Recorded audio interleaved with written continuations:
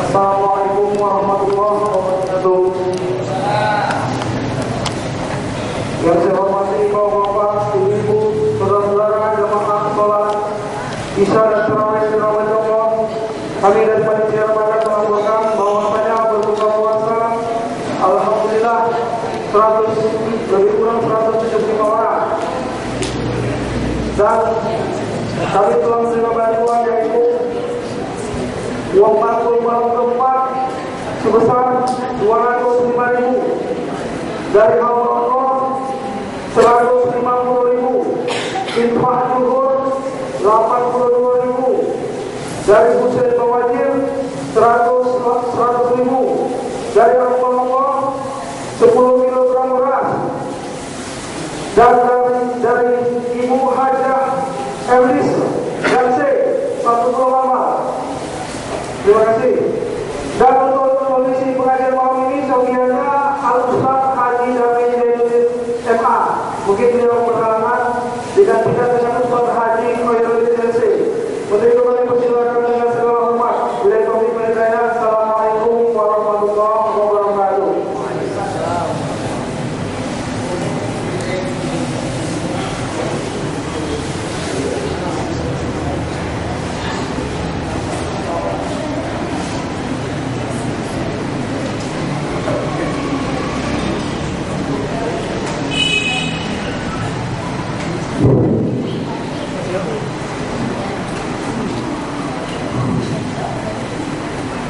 Masuk surga enggak? Kita masuk surga biar kaki sembah.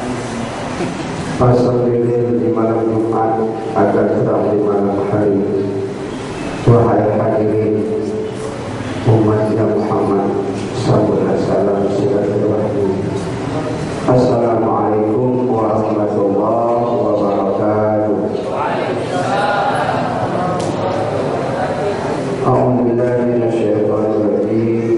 Bismillahirrahmanirrahim.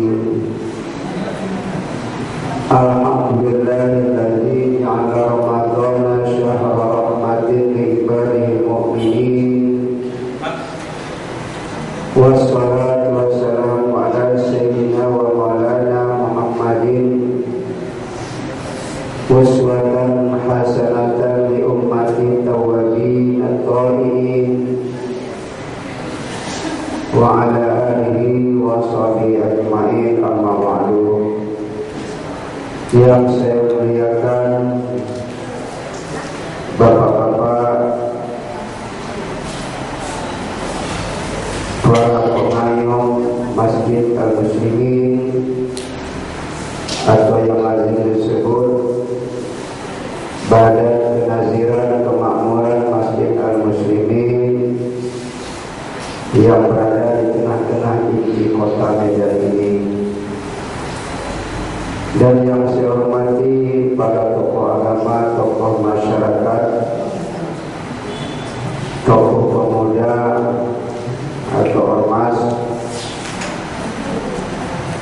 baik kalangan daripada kaum pria dan juga kaum ibu-ibu, bapak-bapak dan ibu-ibu, sedang jemaah sholat isya dan tarawih,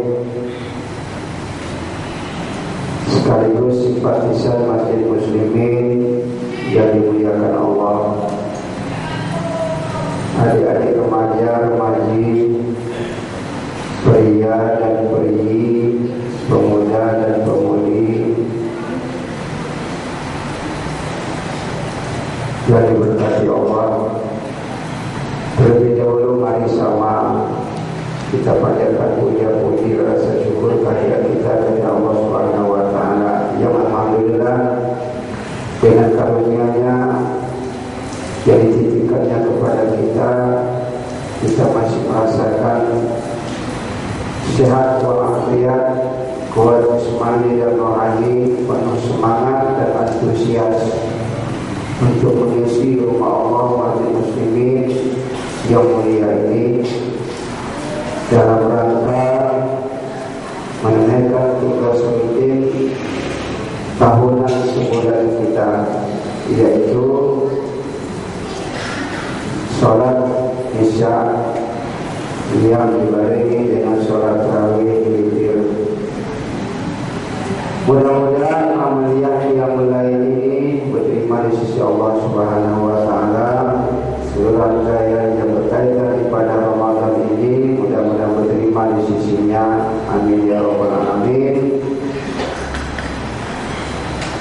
Sembari dari itu pula selawat kepada salam mari sama kita sanjungkan keharibaan junjungan kita Nabi besar Muhammad Rasulullah sallallahu alaihi wasallam, yang mana kita penuh semangat masih menjalankan sunnah beliau, yakni qiyamul lail, sebagaimana yang disinyalir oleh Allah Subhanahu wa taala khusus kepada beliau. Wa minal laili fatahajjad bihi nafilatan lak asa rabbuka an yab'atsaka rabbuka maqaman mahmuda. Shadaqallahu azim.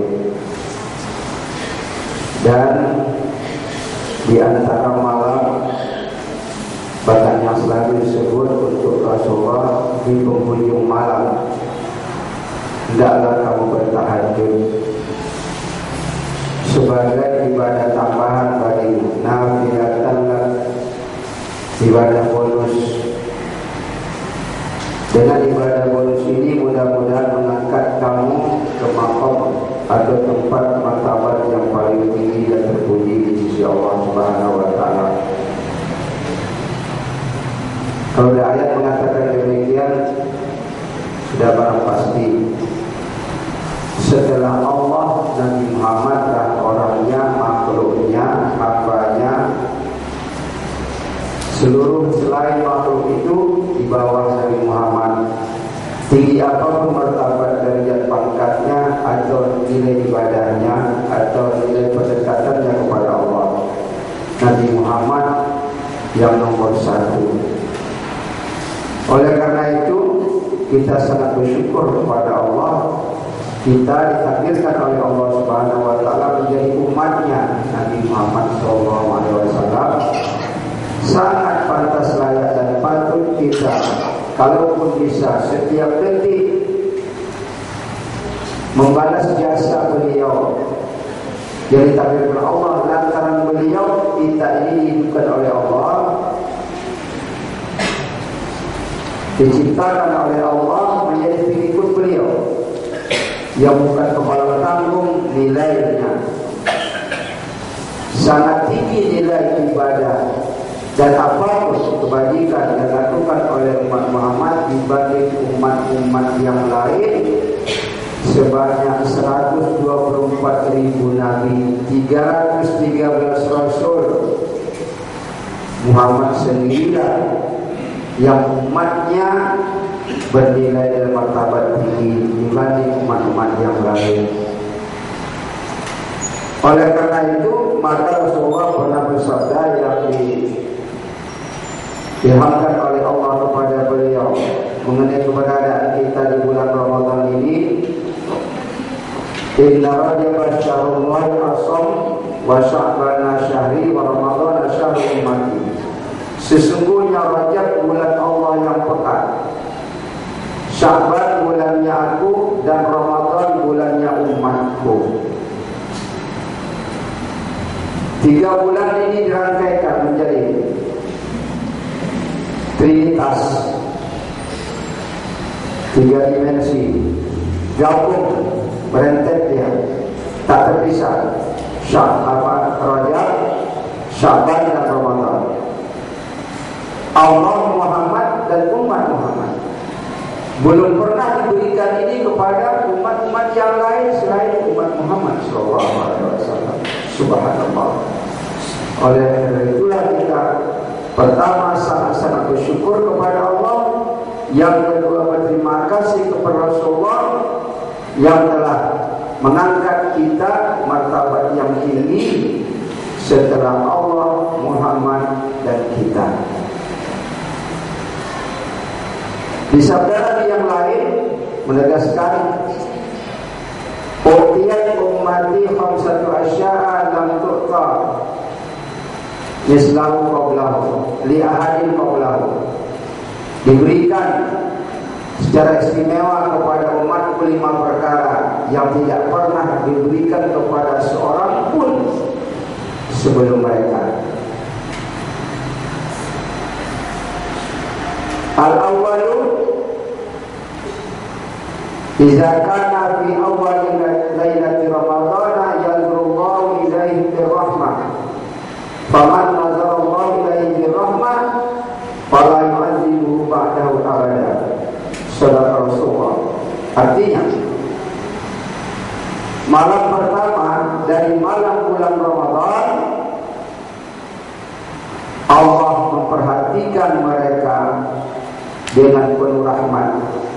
Barang siapa diperhatikan Allah dengan penuh rahmat, maka Allah tidak akan mengazabnya setelah itu selama-lamanya. Subhanallah. Orang yang dipandang oleh Allah dengan penuh rahmat Allah di awal bulan Ramadan, maka tidak akan pernah mendapat siksaan lagi selama-lamanya. Subhanallah. Maka oleh karena itu, ya, sebagai umat Muhammad juga sebagai hamba Allah, tidak berarti dulu, harus antisipasi bagaimana cara agar dipandang oleh Allah dengan penuh rahmat. Carilah keridhaan Allah, lakukanlah yang diridhoi Allah, jangan iterge yang dimurkai Allah. Maka itu baca Al-Quran. Iqra bismi rabbikal ladzi khalaq. Apa itu maksudnya? Antara lain baca apa-apa yang dilarang dalam Al-Quran itu, apa-apa yang disuruh Allah dalam Al-Quran itu, maka akan dapatlah pandangan Allah dengan rahmat. Saya mau tanya, boleh tak umat Islam oleh Allah, ridhokah Allah kalau umat Islam membuka sebagian aurat di depan umum? Tidak. Bagaimana Allah menengok rahmat, menengoknya dengan rahmatnya kalau larangannya dilaksanakan, membuka aurat di depan umum misalnya? Yang kedua, boleh tak menggunjing? Tak boleh. Bagaimana Allah menengok dengan rahmat kalau suka menggunjing dan sebagainya? Pokoknya yang dilarang Allah jangan dibuat. Alias apa? Kalau yang sudah pernah lakukan, tubu ilallahi taubatan nasuha, bertobatlah kepada Allah dengan sebenar-benar taubat. Definisi taubat dipelajari juga, diilmukan juga. Menyesali perbuatan salah sesesal-sesalnya, berniat tidak mengulanginya lagi, dan dihimpit dengan perbuatan kebajikan-kebajikan termasuk perintah Allah, serta memperbanyak istighfar kepada Allah. Astagfirullahaladzim, astagfirullahaladzim, minimal 70 kali per hari. Maka kalau ada di sini bapak-bapak, ibu-ibu, suami atau istri yang sebelum dulu menikah sering berpacaran, bertemu, ngomong-ngobrol di mana-mana, itu dosa besar. Maka sering-sering bertobat setelah akad nikah. Nah, saya tanya sekarang, ada muda-mudi yang sedang pacaran, jangan harap Allah menengok dengan rahmat, malah ditemukannya. Karena berpacaran haram hukumnya. Jangan ketawa, berarti ngaku kan ini, jangan ketawa ini. Nah, ini nampak kodoknya Pak ya. Saya alhamdulillah Pak, berkat doa bapak-bapak sini yang ceknya umroh buat saya minta pacaran menikah Pak, karena Allah. Saya tahu lah saya waktu itu pacaran haram. Kalau gitu bagaimana? Nampak saya perempuan yang cantik jelita, udah saya katakan aja, saya bentuk satu tim investigasi, checking recheck ke sana, anak siapa, bagaimana tingkah lakunya, dan macamnya. Nah, coba isi itu aja. Dan kita nggak mau saya nanya-nanya, nggak mau saya nanya-nanya. Mana boleh laki-laki nanya perempuan yang bukan muhrim.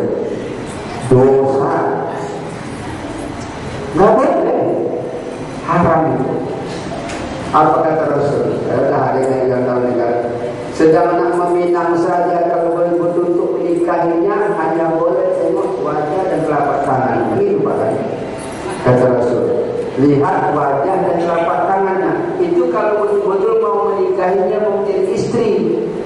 Ini kak mau kenalan dulu, nengok dulu, kayak mana tinggal lakunya, mana bisa itu aja. Itu tak boleh itu. Itu cara barat, itu tak boleh. Maaf ya, jangan marah kalau ini agak lain ceramahnya ini. Kata kasar terserah, saya nggak kasar pak. Kulil hamqawal kana murran. Katakan pak walaupun pahit. Memang pahit. Apa pahitnya? Yang sedang pacaran tolong putuskan. Wajib hukumnya.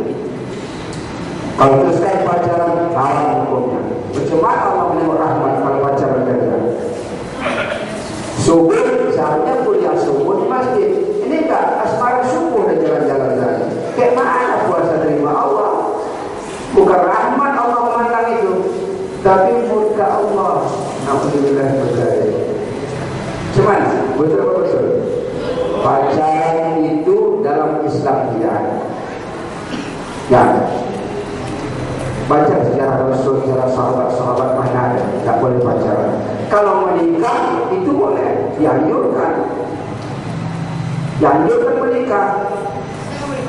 Oke, malam ini tak sempat saya cerita tentang ada satu orang anak muda belia, bagaimana sejarahnya tentang yang menikah oleh Rasulullah SAW. Yang katakan saya apa saja insyaAllah malam ini.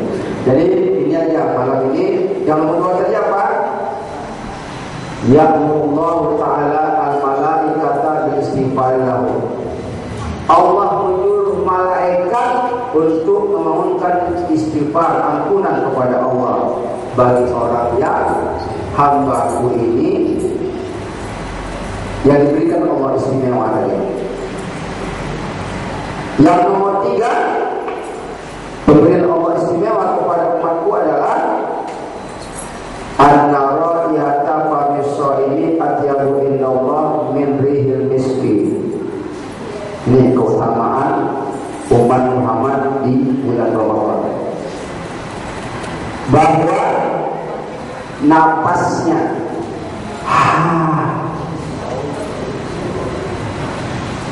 umat Muhammad itu di bulan Ramadan ini bau kalau manusia, tapi di sisi Allah lebih wangi daripada seluruh jenis parfum yang mewangi. Begitulah keistimewaan umat Muhammad SAW. Yang keempat, yaqulullahu ta'ala lil jannati ittakhidhi zinatan wa yaqulu tuba li ibadiyas sholihin li ibadiyal mu'minin hum awliyai. Allah berfirman kepada surga, "Hei surga, siap-siaplah untuk memperoleh perhiasanmu." Maksudnya apa? Siap-siaplah surga untuk menantikan hamba-Ku yang orang-orang mukmin mengabdi kepada bulan Ramadan itu untuk mengisimu wahai surga. Mereka adalah para wali-Ku, kata Allah. Yang kelima, yaghfirullahu lahum jami'an. Allah mengampunkan dosa-dosa mereka secara keseluruhan.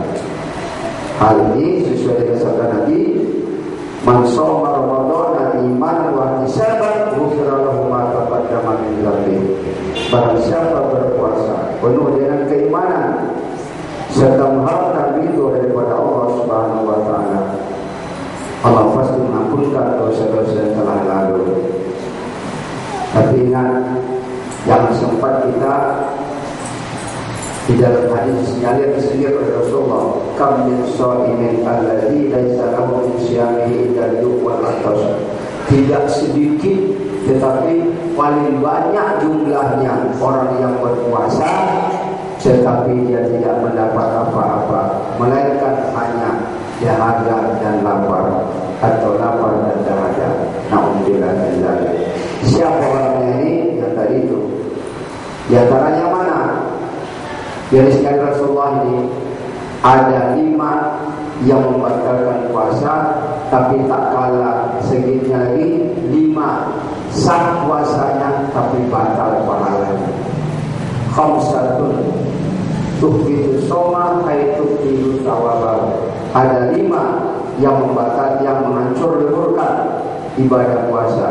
Artinya membatalkan pahalanya. Nauzubillah min dzalik. Puasanya sah, tapi kayak telur tembelang.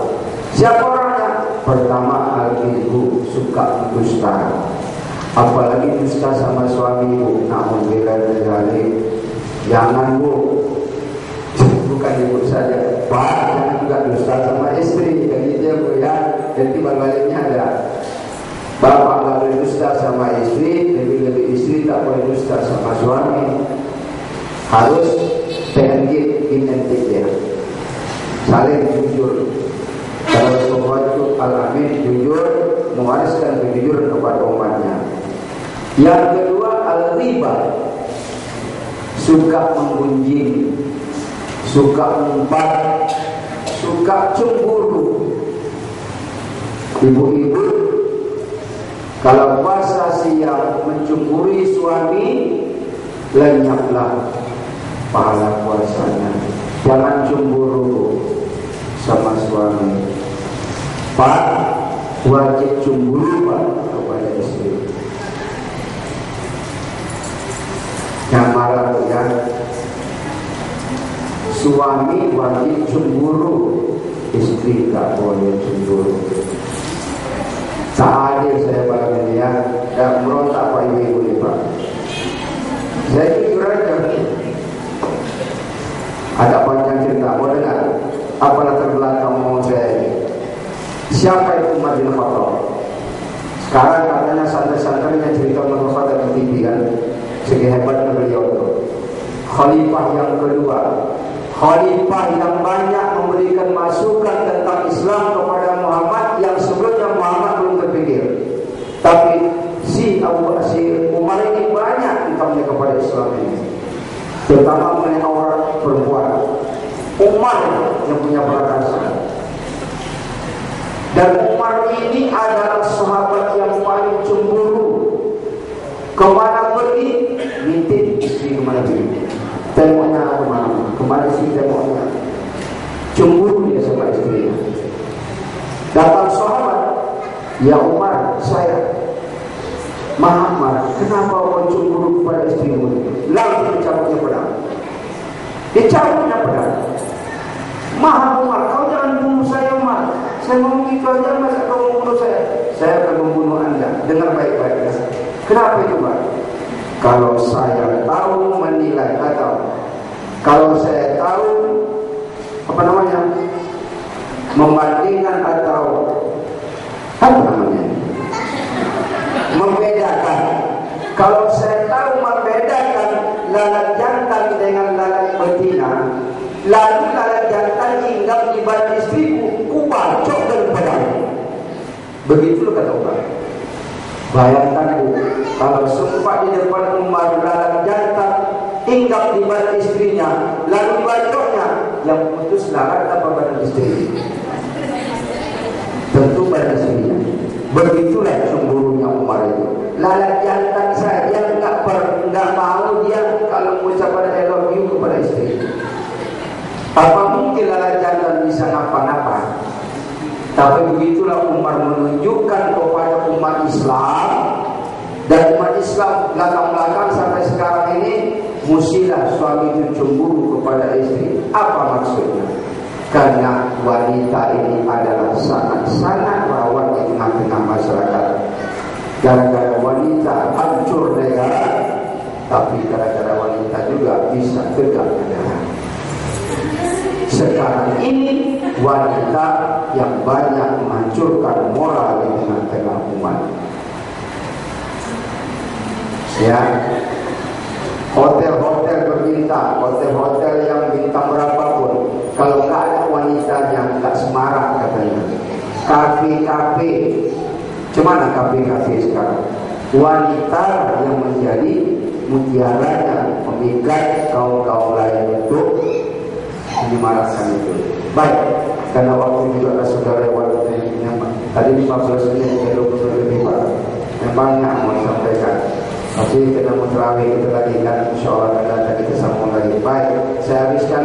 Yang kedua tadi riba, cemburu, menggunjing, tidak boleh, hilang pada puasa. Yang ketiga, an-namimah, provokasi, provokator. Apa itu? Penabur fitnah. La yadkhulul jannata nammamun, kata Rasul. Tidak akan pernah masuk surga orang tukang fitnah, mengadu domba, mengadu kerbau, mengadu diri-diri, mengadu orang, mengadu kambing, mengadu ikan naga, mengadu semut pun tak boleh. Hilang pada puasa. Semut tak boleh ditelaga, ayam tak boleh dilaga di siang Ramadan, hilang pada puasa. Apalagi melaga orang, tidak boleh. Dan tidak boleh juga bapak-bapak ibu belaga di siang Ramadan, hilang pada puasa. Puasa pun hilang, tidak boleh. Yang namanya belaga apapun tidak boleh. Kenapa? Merusak, hilang pada puasa. Yang keempat, al-yaminul ghamus, sumpah palsu, hilang pahala puasa. Puasanya sah, tapi hilang pahalanya. Na'udzubillah. Jangan suka sumpah-sumpah, apalagi sumpah palsu, karena sebalik itu terdapat kebohongan. Namanya sumpah palsu.